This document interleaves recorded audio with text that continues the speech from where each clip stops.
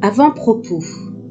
Dans un temps de prière, j'étais en communion avec Dieu et je lui demandais ce qu'il attendait de moi. Celui-ci me rappela que nous devions utiliser nos dons pour le servir. Je lui demandais « Mais quel est mon don ? Te rappelles-tu quand tu étais jeune, tu écrivais des poèmes, des nouvelles et un journal intime.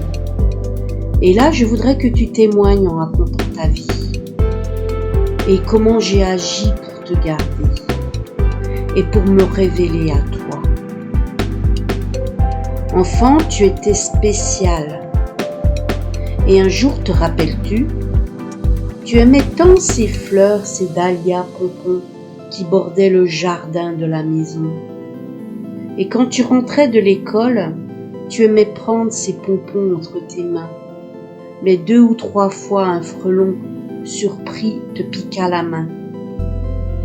Oui, mon Dieu, ces fleurs étaient ton œuvre, et j'étais en admiration envers une fleur si parfaite.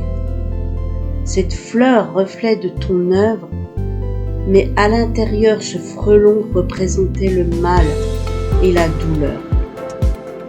Combien de fois, moi, la fleur fragile fut piquée dans ma vie. Mais même s'il y a un insecte dangereux à l'intérieur, la fleur reste malgré tout ta création.